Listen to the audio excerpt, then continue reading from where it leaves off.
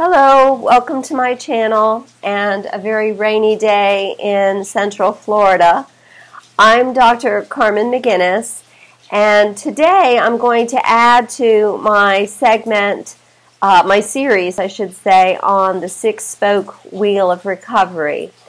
In this segment of that series, we're going to talk a little bit about some questions, I believe I have 15 of them, that may help you recognize things that you learned and strengths that you recognize that you had during past challenging times. And my hope in this exercise is that by doing this, it will scaffold any difficulties that you're going through now in more current, more emotionally charged, challenging times. So what I'd like you to do first is to identify a time in your life that was challenging but no longer holds a tremendous amount of emotional intensity. It may still make you tear up every now and then. For me, it's certain songs, or sometimes the weather. Something, a quality, cloud scoots by, but try to choose something that doesn't just bring you to your knees anymore, something that you have survived. So this might be a bad breakup that we're talking about here, or the ending of a friendship, the death of a loved one, losing a home. I know many of us lost homes earlier in the millennia. And the loss of a job or a business, that also happened. Or something else entirely. Whatever it was for you, try to set yourself into the mode that you were in at that time. So that's the first one. Number two, I'd like you to ask yourself, what types of self-talk did you use at that time in your life when you were going through whatever that was? Was it encouraging, or was it self-destructive self-talk?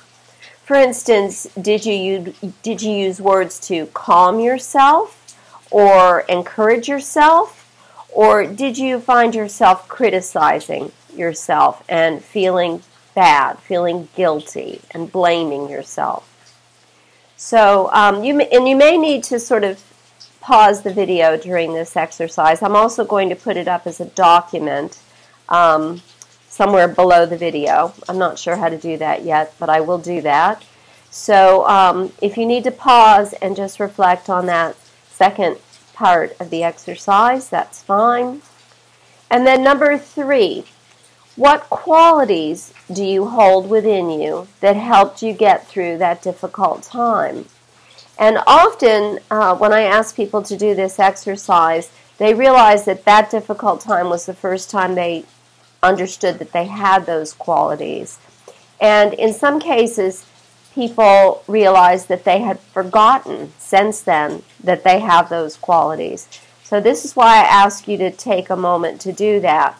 These might be beliefs, or perhaps an aspect of your personality, such as humor, for instance. That's one that I hear a lot from my clients. Or just plain old perseverance. I'm going to get through this.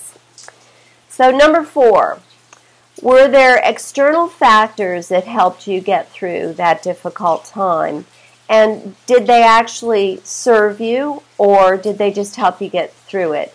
So these might include counseling or coaching of some sort, self-help books, support from friends, taking on a new hobby or activity, or listening to music, those sorts of things.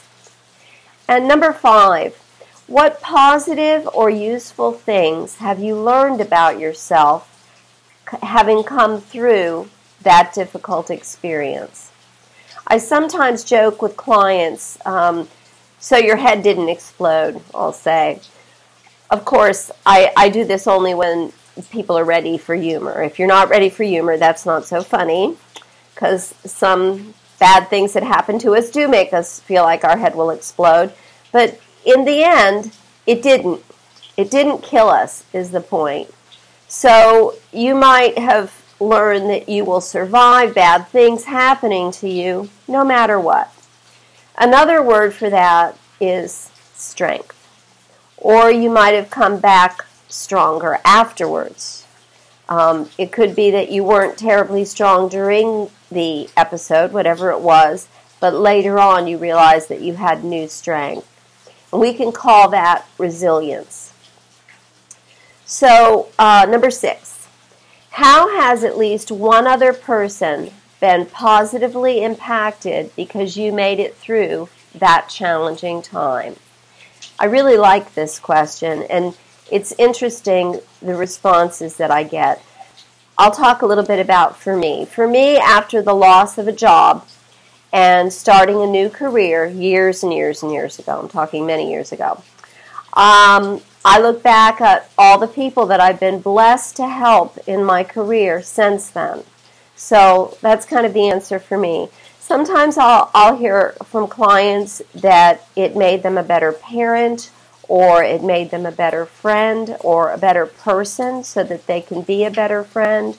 So think about what it was, or rather who it is, that has been positively impacted because of your challenging experience that you survived. So number 7. If you were going to design a badge or a patch of honor to symbolize that particular period in your life, what might it be? And this can be anything. For me, it would be a butterfly. And as you might have noticed, the name of my clinic and the private school I have for children with disabilities, I have Chrysalis School and Chrysalis Center for Change. So to me, butterflies symbolize my belief in the ability of humans to grow and change, even in the hard times, and sometimes only in the hard times. Sometimes those hard times really sort of catapult us forward in that regard. So, number 8. If you could take that experience in your life and plop it into a scene of a movie, what would it look like? So think about a movie scene. Would it be dark and gloomy, or would it be sunny? Would it be a beach scene or mountains? Perhaps a room in your home at that time, or a place that you frequented? What scene represents that experience for you? Number 9. What kind of genre of music would be playing in your movie? And is there a particular song? Number 10. What did you learn about how you want others to view you from that experience? What you want others to believe about you, to think about you, how you want others to feel when they see you coming. Number 11. What did you learn about how you want to think of yourself from that experience? What is your takeaway about who you want to be? And number 12 is, are these two things, how you want others to view you and how you want to view yourself, are these two things the same, or are they in some ways different? And it's okay if they're different, but what might that mean about you? For example, if there are aspects that are different, do you want one person or an insider group of people to know about those aspects of yourself? Or are they just for you? So, number 13. Did you identify any lies you were telling yourself? And these are possibly lies that you had been told, maybe as a child or a young adult, that you are now telling yourself. Is there anything about yourself and your beliefs that you left behind that no longer serves you, that you decided were lies? Number 14.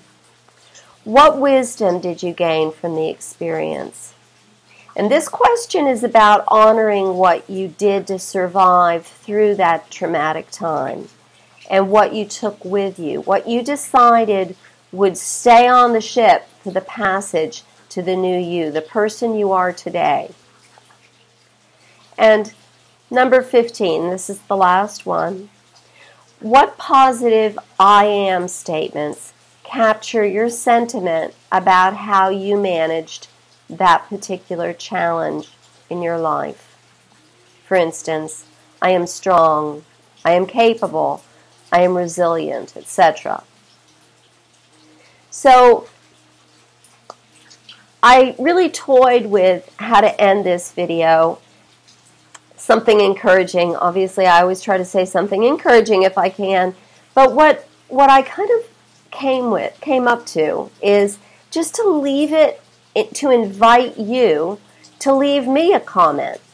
Because I'm sure I haven't got an exhaustive list here. When I first started doing this activity with people years ago, I had 5 things on my list. And they would take up 5 sessions in therapy. And now I've added to them. There's 15, obviously. I actually added one for this video. So I've added to it.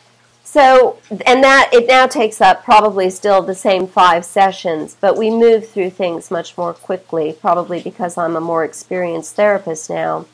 But I'm sure that there are things that I've forgotten here, things that I haven't thought of. And although those things I know are part of me, they happen to me as well, I think when you leave comments, I'll go, oh yeah, I know about that one. So as a community, I'd like to really open a discussion about this. Tell me what it is that you learned, what questions you can ask others that will help them get to what you learned when you went through a past difficult time. And then very last thought here today, before I close, is just to say that my hope, and this is a reminder from the beginning of the opening of the video, my hope in doing this is that this will help you get through whatever your challenge is today, whatever brings you to my channel to watch my Pearls of Wisdom. Hopefully going through this activity will help you realize and remember what strengths you already do have, what you've learned from past problems, and maybe those can be applied to what's going on in your life today. So I certainly hope this has been helpful, and I do hope that you will take a moment to share something on the page. As a community, we can start to talk about this in a deeper, more intimate, me and you guys and each other way. So thank you again for stopping by on this rainy Florida day. I hope your day is sunnier than mine. Take care.